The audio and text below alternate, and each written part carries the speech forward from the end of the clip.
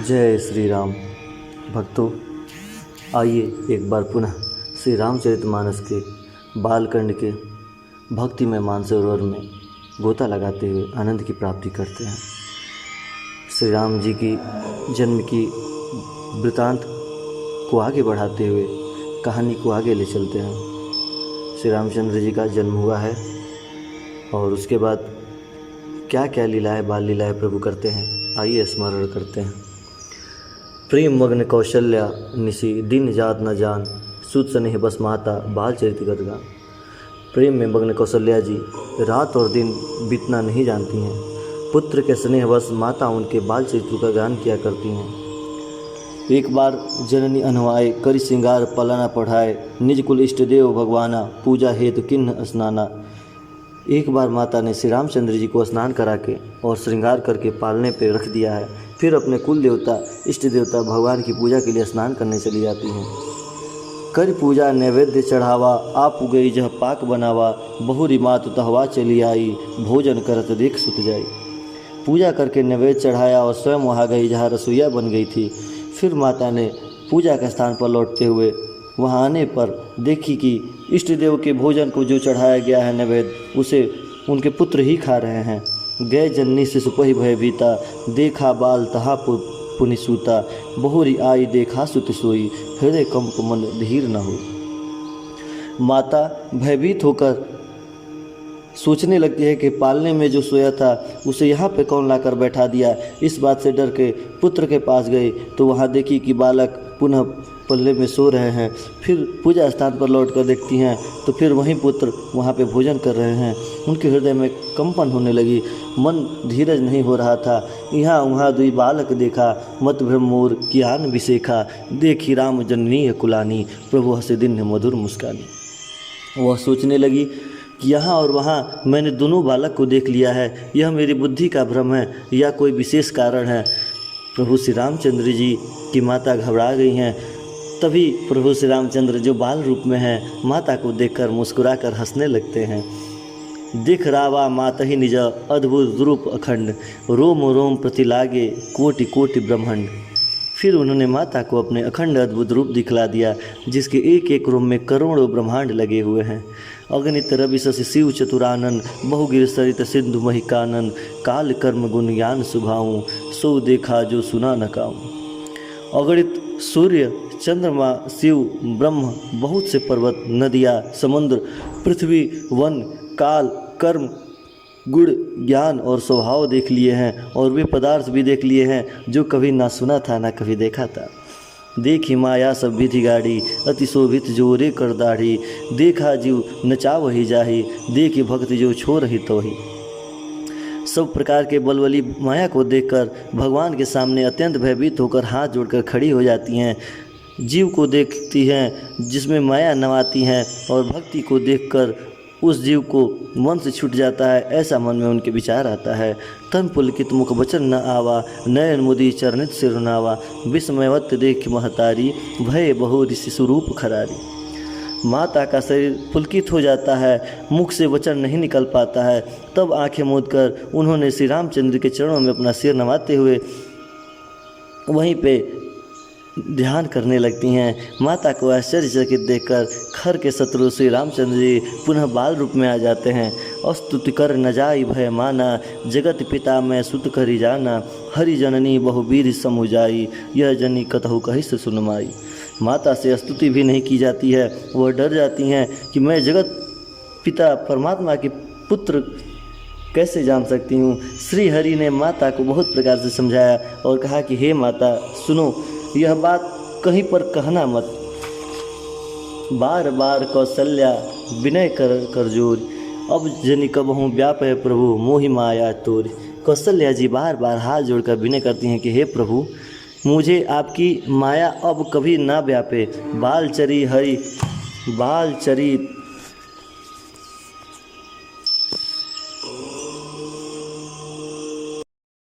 हरि बहुविधि किन्हा, अति आनंद दसानन कह दिन्हा, कछुक काल बीते सब भाई, बड़े भय परिजन सुखदाई। भगवान ने बहुत प्रकार से बाल लीलाएँ की हैं, अपने सेवकों को अत्यंत आनंद दिया। कुछ समय बीतने पर चारों भाई बड़े होकर कुटुंबियों को सुख देने वाले हुए। चूड़ाकरण किन्ह गुरु जाई, विप्रन पुनीताछिन बहु पाई, परम मनोहर चरित अपारा, करत फिरत चारेव सुकुवारा। तब गुरुजी ने जाकर चूड़ाकर्म संस्कार कर दिया। ब्राह्मणों ने फिर बहुत सी दक्षिणा पाई। चारों सुंदर राजकुमार बड़े ही मनोहर अपार चरित्र करते फिरते थे। मन कर्म वचन अगोचर जोई, दशरथ अजिर विचर प्रभु सोई, भोजन करत बोल जब राजा, नहीं आवत तजी बाल समाजा।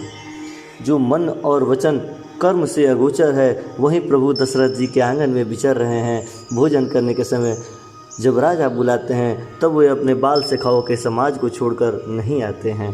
कौशल्या जब बोलन जाए, ठुमुक ठुमुक प्रभु चलहि पर आई, निगम नेति शिव अंत न पावा, ताहि धरे जननी हटी धावा। कौशल्या जब बुलाने जाती हैं तब प्रभु ठुमुक ठुमुक कर भाग जाते हैं, जिनका वेद नीति कह कर निरूपण करते हैं, और शिव जी जिनका अंत भी नहीं जानते हैं। माता उन्हें हठपूर्वक पकड़ने के लिए दौड़ती है। धूसर धूरी भरे तनुद आए, भूपति बिहसी गोद बैठाए। वे शरीर में धूल लपेटे हुए आते हैं और राजा हंसकर उन्हें गोद में बैठा लेते हैं। भोजन करत चपल चिता, इत उत अवसर पाई, भाजी चले किलकलत मुख धरी ओदन लपटाई। भोजन करते पर चित्त चंचल है, अवसर पाकर मुंह में दही भात लटकाए किलकारी मारते हुए इधर उधर भागने लगते हैं। बाल चरित अति सरल सुहाए, साध दशेष शंभु स्तुति गाए। जिनकर मन इन सन नहीं राता, तेजन वंचित किए विधाता। श्री रामचंद्र जी की बहुत ही सरल, भोली और सुंदर मनभावनी बाल लीलाओं को सरस्वती जी, शेषनाग जी, शिव जी और वेद जी ने सर्वदेव गान किया है। जिनका मन इन लीलाओं में अनुरक्त नहीं हुआ है, विधाता ने उन मनुष्यों को वंचित कर दिया है, अर्थात नितंत भयहीन बना दिया है। भय कुमार जब ही सब भ्राता, दिन जनेऊ गुरुपित माता। गुरुगृह गए पढ़न रघुराई, अल्पकाल विद्या सब आई। जो ही सब भाई कुमार अवस्था के होते हैं, तो ही गुरुजी पिता और माता के साथ उनका युगोपति संस्कार कर देते हैं। श्री रघुनाथ जी भाइयों सहित गुरु के चरणों में विद्या पढ़ने के लिए, विद्या जानने के लिए थोड़े ही समय के लिए उनके कक्षाएं में चले जाते हैं, और कुछ समय बाद उन्हें सारी विद्याएं आ जाती हैं। जाकी सहज श्वास सतिचारी, सो हरि पढ़ यह कौतिक भारी। विद्या विनय निपुण गुणशीला, खेल ही खेल सकल निपुलीला। चारों वेद जिनके स्वाभाविक श्वास है, वे भगवान पढ़े या बड़ा कौतुक अचरज है। चारों भाई विद्या विनय और गुणशील में बड़े ही निपुण हो जाते हैं और सब राजाओं की लीलाओं को सीख लेते हैं, खेलते हुए ही सीख जाते हैं।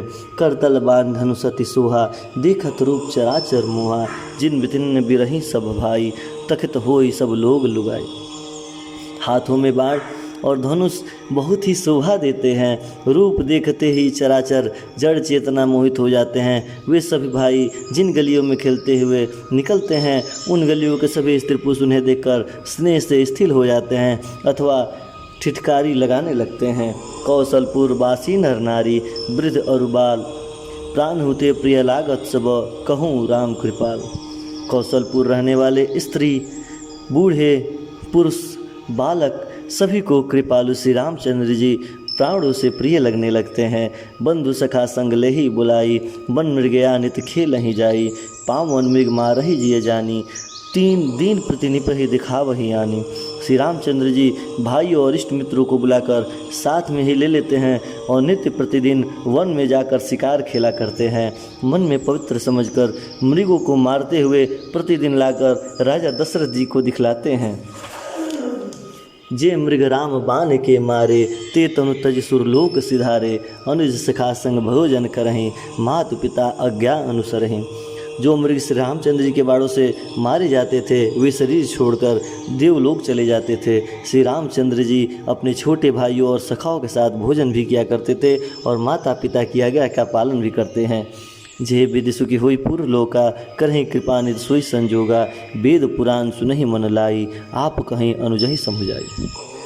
जिस प्रकार नगर के लोग सुखी हो जाते हैं। कृपा निधान श्री रामचंद्र जी का वही संयोग, वही लीला करते हैं। वे मन लगाकर वेद पुराण सुनते हैं और फिर स्वयं छोटे भाइयों को समझाकर सबको समस्त वृतांत बताते हैं।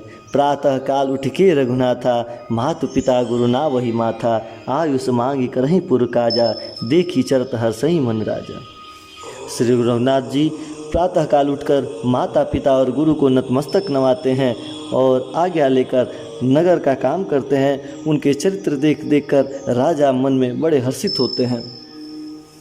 व्यापक अकल अनीह अज निर्गुण नाम मन रूप, भगत हेतु नाना विधि करत चरित्र अनूप। जो व्यापक अकल निर्व्यम इच्छा रहित अजन्मा और निर्गुण है तथा जिनका ना कोई नाम है ना कोई रूप है, वहीं भगवान भक्तों के लिए नाना प्रकार के अनुपम अलौकिक चरित्र करते हैं। यह सब चरित्र कहा मैं गाई, अगले कथा सुनहु मन लाई। विश्वामित्र महामुनि ज्ञानी, बसहि विपिन शुभ आश्रम जानी। यह सब चरित्र मैंने गाकर बखान किया है। अब मैं आपको आगे की कथा सुनाता हूँ, आप सभी मन लगा कर सुनिए। ज्ञानी महामुनि विश्वामित्र जी वन में शुभ आश्रम पवित्र स्थान जानकर वहाँ पे बसते थे। जप यज्ञ जोग मुनि करहीं, अति मारिच सुबाहु डरहीं। देखत यज्ञ निशाचर धावहीं, करहि उपद्रव मुनि दुख पावहीं। जहाँ वे मुनि जप और यज्ञ करते थे, परंतु मारिच और सुबासु से वो लोग बहुत डरते थे। यज्ञ देखते ही ये राक्षस दौड़े पड़ते थे और उपद्रव मचाकर ऋषि मुनि को दुखी कर दिए थे। गाधी तनय मन चिंता व्यापी, हर बिन मरहि निशीचर पापी। तब मुनिवर मन किन्ह विचारा, प्रभु अवतेरहु हरन मही भारा। गधि के पुत्र विश्वामित्र जी के मन में चिंता छा गई कि वे पापी राक्षस भगवान के मारे बिना नहीं मरेंगे।